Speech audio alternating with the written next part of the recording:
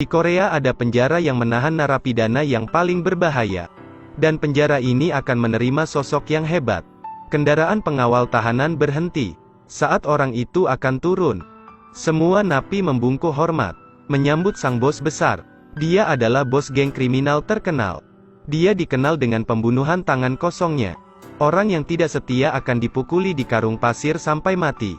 Dia bekerja dengan tenang dan efisien. Saat ada yang menindas bawahannya, dia langsung meraih kepala lawan. Patahkan gigi lawan dengan tangannya. Lempar ke gelas bos lawan. Lalu suruh dia untuk menghabiskan segelas anggurnya. Tidak ada yang berani protes. Mereka hanya bisa menuruti permintaannya. Meskipun lawan memiliki kekuatan yang besar, tapi lawan bisa merasakan bahwa orang itu akan susah dilawan. Jadi bagaimana bisa dia dibawa ke penjara? Ceritanya dimulai dari si pembunuh. Di malam itu dia sedang dalam perjalanan pulang. Tiba-tiba bagian belakang mobilnya ditabrak. Karena hujan deras dan mobil tidak mengalami kerusakan, dia tidak memperpanjang masalahnya. Tapi pria di belakangnya tiba-tiba menikamnya berulang kali. Karena lengah dia ditikam 3 kali berturut-turut. Saat lawan akan menikam lagi, dia menangkap tangannya. Setelah menghindari serangan fatal, dia berusaha untuk merebut pisaunya. Tapi karena air hujan yang membasahi lukanya, dia menjadi sangat kesakitan. Jadi dia menghabiskan banyak energi untuk menghadapi lawannya. Untungnya dia memiliki banyak pengalaman bertarung. Saat dia akan menggorok leher lawan, lawan berhasil melarikan diri. Meskipun dia tidak bisa membunuhnya, tapi dia membuat lawan ketakutan. Karena kelelahan dia langsung terbaring dan tak sadarkan diri di jalan. Tak lama dia dibawa ke ruang gawat darurat. Karena mengira bosnya diserang oleh geng lain, bawahannya langsung menyerang sebagian besar geng dalam satu malam. Di rumah sakit bos telah pulih. Bawahannya bertanya siapa yang menyerangnya. Berdasarkan ingatannya, dia merasakan nafas lawan sangat lemah. Jadi pasti bukan anggota dari sebuah geng. Bawahannya menjadi skeptis. Di area ini selain Heo Sang-jeon yang pernah dihukum oleh bos, tidak ada lagi yang berani menyentuhnya. Dia meminta kertas dan pena untuk mencatat. Dia mencatat plat nomor mobil pelaku, lalu memerintahkan bawahannya untuk menyelidikinya. Saat itu seorang pria masuk. Dia adalah seorang polisi. Dia duduk dan mulai tertawa. Bos geng ditikam oleh seseorang. Tapi aku datang bukan untuk itu. Tadi malam bukan hanya terjadi padamu. Di penampungan anjing, pemiliknya dibunuh secara brutal. Bulan ini sudah ada 3 kasus pembunuhan. Dan diduga pembunuhnya adalah orang yang sama. Jadi aku datang untuk mendapatkan kesaksian darimu. Aku tidak membutuhkan bantuan polisi. Jika ditangkap polisi hanya akan dipenjara. Tapi jika ditangkap olehnya akan berbeda. Setelah polisi pergi, rekannya datang ke rumah sakit untuk menjenguknya. Tapi tujuan sebenarnya adalah untuk mengejeknya. Dia mengundang artis berbakat untuk membuat sketsa wajah si pembunuh. Lalu panggil bawahannya, dan suruh untuk mencarinya. Di sisi ini si pembunuh sedang beraksi. Mangsanya kali ini adalah seorang sopir truk. Sopir itu sedang berteleponan. Dia ingin pulang untuk merayakan ulang tahunnya. Tapi dia meninggal secara tragis. Setelah membunuh, dia duduk di truknya. Dia melihat kue yang sudah disiapkan sopir. Tapi dia tidak merasa bersalah sama sekali. Dia bahkan memakan kuenya.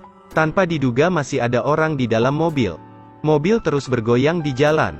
Orang itu mati secara tragis di dalam mobil. Tapi pisau si pembunuh terjatuh ke jalan. Keesokan harinya polisi itu memaksa bos untuk memberi petunjuk. Dongsu terpaksa setuju untuk bertemu dengannya. Aku ingin bekerja sama untuk menangkap si pembunuh itu. Tapi siapa yang menemukannya lebih dulu? Dia akan memiliki si pembunuh itu. Aku akan memberimu petunjuk yang aku tahu. Pembunuhnya adalah psikopat. Dia hanya menargetkan orang yang lebih lemah darinya. Tapi aku masih tidak mengerti. Kenapa dia menyerang bos geng terkenal sepertimu? Bos langsung menolaknya. Di malam itu dia bertemu dengan bawahannya. Bawahannya sudah menemukan mobil si pembunuh. Mobilnya ada di gudang. Dan pisau ini ditemukan tidak jauh dari gudang itu. Setelah sadar bahwa itu adalah pisau si pembunuh, dia memiliki rencana baru. Keesokan harinya dia bertemu dengan polisi itu. Dia berniat untuk bekerja sama dengannya. Dia tidak memberikan pisau si pembunuh, tapi memberikan kunci mobil si pembunuh. Aku bisa menyediakan tenaga dan dana bagi polisi. Sebagai imbalannya kita harus saling berbagi informasi. Tapi peraturannya tetap, siapapun yang menangkapnya lebih dulu, dia akan memiliki si pembunuh itu. Rencana resmi dimulai. Bawahannya menggunakan pisau si pembunuh untuk membunuh bos geng. Tidak berselang lama polisi datang di tempat kejadian. Tapi ada yang membuat polisi merasa aneh. Kenapa pelaku meninggalkan senjatanya? Tae-suk mengira ini bukan si pembunuh berantai. Tapi forensik memberitahu hasil pemeriksaannya. Dari pemeriksaannya forensik menyimpulkan bahwa itu adalah si pembunuh berantai. Tae-suk menyadari sesuatu. Dia pergi ke rumah Dong-su. Tanpa mengatakan apapun dia langsung menyerangnya. Tapi Dong-su langsung melakukan serangan balik. Tekad tidak akan cukup untuk melawan Dong-su. Setelah mendengar pengakuan Dong-su, Tae-suk sadar dia sudah dimanfaatkan olehnya. Dia telah setuju untuk bekerja sama. Jadi dia tidak bisa melakukan apapun padanya. Tidak ada cara lain. Dia hanya bisa menutup mata tentang kasus itu. Tak lama berita bos geng yang dibunuh pembunuh berantai itu tersebar. Saat itu si pembunuh juga melihat beritanya. Dia tahu dia sedang dipermainkan oleh orang lain. Beberapa hari kemudian Dong-su mendatangi pemakaman bos geng yang mati. Si pembunuh diam-diam berbaur dengan kerumunan. Saat tidak ada yang memperhatikannya, dia berjalan ke arah pria di depan. Dia memberikan selembar kertas yang tertulis, "Seseorang menggunakan pisauku untuk membunuh." Dia juga melihat ke arah Dong-su. Bawahan bos geng yang mati langsung paham.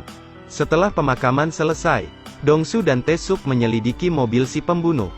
Dan di sana mereka menemukan sidik jari di setir. Saat mereka sedang menyelidiki sidik jarinya, sesuatu yang besar terjadi.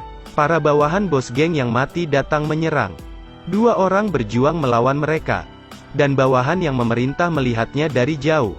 Dia tahu bahwa Dong-su yang telah membunuh bosnya. Adegan ini sangat kacau. Dua orang gila melawan 50 orang. Meskipun mereka banyak, tapi mereka tidak bisa mengalahkan Dong-su. Dong-su dengan mudah mengalahkan lawan. Bahkan dia menyelamatkan Tae-suk dari bahaya. Saat itu bawahan yang memerintah menyerang. Dong-su menggunakan kekuatannya untuk melempar lawan. Tapi dia diserang lagi oleh bawahan yang lain. Tae-suk bangkit untuk melawan bawahan yang memerintah. Pertarungan Dong-su sudah berakhir. Pertarungan Tae-suk pun akan berakhir. Dalam pertarungannya Tae-suk tidak hati-hati. Sehingga dia melukai dirinya sendiri.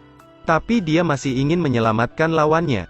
Karena dia adalah seorang polisi. Jika berita ini menyebar dia akan mati. Dong-su bergegas mendorongnya, agar Tae-suk tidak seperti itu. Dong-su memutuskan untuk menangani masalah ini.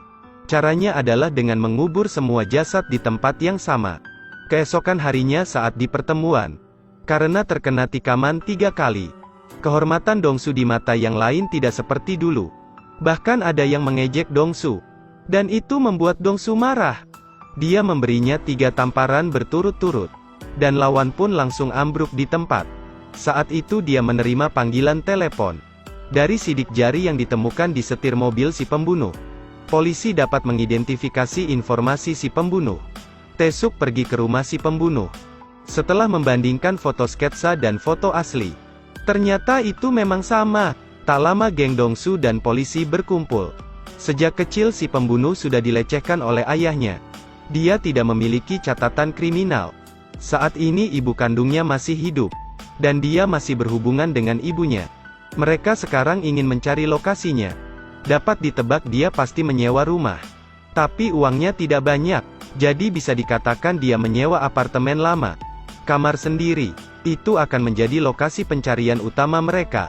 Tim yang dipimpin polisi dan geng Dong-su segera melakukan pencarian dalam skala besar. 5 kelompok membagi pencarian di area tengah. Banyak hari yang berlalu, pencarian juga mulai menyempit. Hari itu hujan deras. Dong-su sedang berdiri di pinggir jalan. Dia melihat siswi yang tidak membawa payung dan tidak tahan asap rokok. Dia langsung mematikan rokoknya. Lalu dia memberikan payungnya. Tidak ada yang menyangka Dong-su berdarah dingin itu mempunyai sisi baik juga. Melihat Dong-su yang berbuat baik, dia langsung memperingatkan siswi itu. Orang yang memberimu payung adalah bos geng. Menurutku kamu lebih mirip seperti anggota geng. Tak lama mobil bus datang. Siswi itu bergegas masuk ke mobil bus untuk pulang. Saat malam mereka sedang makan bersama. Televisi memberitakan tentang seorang siswi yang dibunuh secara brutal. Dan mayatnya ditinggalkan di tempat yang sepi. Saat melihat payung itu, amarah Dongsu mencapai puncaknya. Itu adalah siswi tadi siang. Identifikasi pelakunya. Saat ini seluruh anggota geng dikerahkan. Kerumunan berlarian ke jalan untuk mencari. Dan akhirnya bawahan menemukan petunjuk. Pembunuh itu tinggal di apartemen murah. Setelah menerima kabar itu, Taesuk dan Dongsu bergegas pergi ke sana. Bersiap untuk menangkapnya hidup-hidup. Tak lama sebuah mobil perlahan melaju memasuki gang. 3 orang berada di dalam mobil. Juga ada yang bersembunyi di rumah. Setelah mengkonfirmasi bahwa itu si pembunuh, mereka bersiap untuk beraksi. Tapi si pembunuh langsung menancap gasnya. Mengetahui semua rencananya bocor, dia langsung mengejar mobil putih itu. Mereka melaju dengan cepat di gang yang kosong itu. Dan saat itu mobil mereka bertabrakan hingga rusak. Tapi pada akhirnya si pembunuh itu berhasil lolos. 3 orang berpencar untuk mencari. Bawahan menemukan pembunuh itu lebih dulu. Dan saat ditemukan dia sudah dalam kondisi kritis. Tapi dia masih memberi petunjuknya. Dongsu mengikuti jejak darah dan masuk ke tempat karaoke. Dia melihat 2 gadis yang bernyanyi dengan ekspresi aneh. Si pembunuh sedang melakukan kejahatan di dalam toilet. Dongsu masuk ke ruangan 2 gadis aneh itu. Lalu tunjuk arah toilet. Setelah gadis itu mengangguk, dia melakukan kontak mata untuk mengidentifikasinya. Dan akhirnya dia berhasil menangkap si pembunuh itu. Dia memberikan beberapa pukulan padanya. Saat itu dia menerima panggilan telepon. Sekarang pembunuh itu miliknya. Dia mengikatnya di kursi. Lalu dia meninju wajahnya.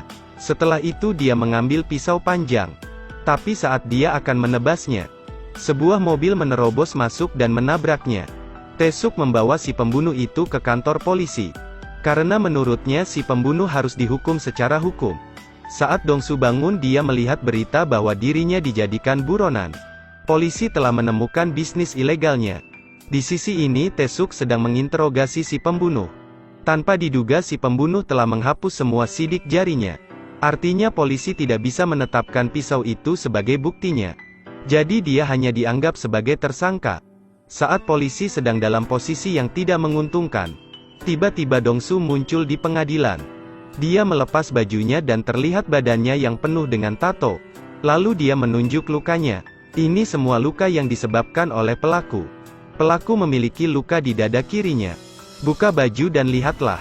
Itu seperti yang dikatakannya. Dia mengeluarkan selembar kertas yang dia berikan saat pemakaman. Tapi itu sudah diubah. Dia merobek 2 kata di kertasnya. Dan kalimat yang tersisa adalah, "Gunakan pisauku untuk membunuh." Buktinya sudah jelas. Dan si pembunuh dijatuhi hukuman mati. Si pembunuh hanya bisa menyerah. Dan Dongsu juga menerima hukuman ringan. Tapi tentu saja dia tidak akan membiarkan si pembunuh itu. Tak lama dia dimasukkan ke penjara. Sesampainya di sana dia melihat ke sekeliling. Hanya 1 orang yang menarik perhatiannya.